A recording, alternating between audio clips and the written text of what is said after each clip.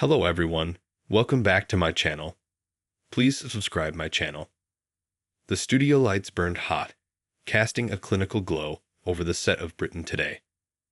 Host Ed Balls, a man whose on-screen persona was built on a foundation of blunt, common-sense questioning, leaned forward, his brow furrowed. Across from him sat Sarah Chen, a junior minister from the Labour Party, her posture impeccably calm. "Miss Chen," Ed began, his voice a low rumble. "Let's try this one more time. It's a simple question, and the public deserves a simple answer. Can you tell them, yes or no, what the specific numerical annual cap will be for legal migration under your party's proposed plan?" Sarah Chen offered a practiced, serene smile. "Ed, what the British people want isn't a simple number plucked from the air. They want a fair, firm, and well-managed system. Our plan focuses on bolstering border security and streamlining the asylum process, which in turn will—" With respect, Ed interrupted, his voice tightening. "That is not an answer. That is a paragraph from a manifesto. I asked for a number. A single, concrete figure. Do you have one?" The minister's smile didn't falter, but it became fixed, like a mask. "It's about the broader strategy, Ed.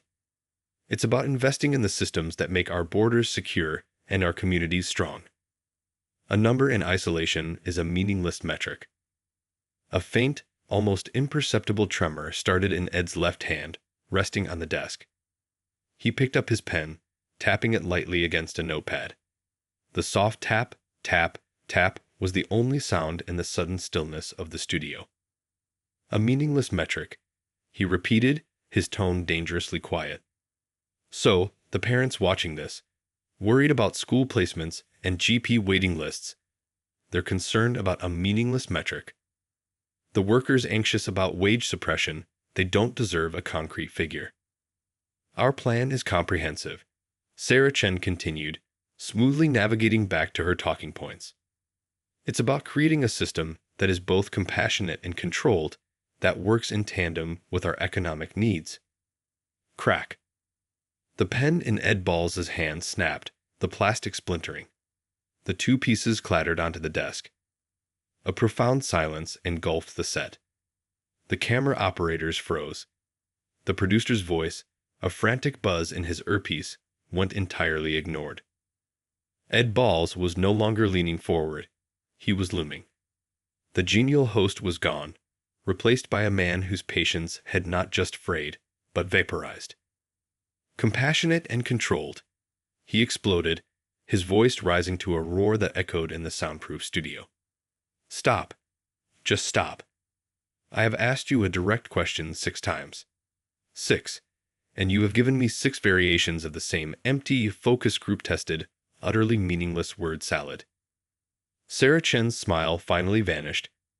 She blinked, her composure cracking under the sheer, unrestrained force of his frustration. "This is why people switch off," he thundered, gesturing wildly at the camera. "This is why they don't trust a word any of you say. You are asked a simple, straightforward question on behalf of the millions of people who pay your salary, and you treat them like fools. You hide behind a wall of jargon because you either don't know the answer, or you're too cowardly to give it." In living rooms across the country, viewers sat up. A man in Bristol, eating his dinner, put his fork down. "He's finally lost it," he muttered to his wife, a grin spreading across his face. "You are paid to lead, to have answers." Ed roared, his face flushed. "Not to recite pre-approved scripts that say nothing. Now, for the 7th and final time. What is the number?" The studio was a frozen tableau. Sarah Chen stared, her mouth slightly agape, all her polished talking points rendered useless. The floor manager stood rigid, unsure whether to cut to a commercial break or let the car crash play out. Ed Balls, his chest heaving, stared at the minister waiting. The silence was heavier, more damning, than any explosion. He had not just asked a question. He had held up a mirror to the entire political process, and the reflection was one of utter, contemptuous emptiness.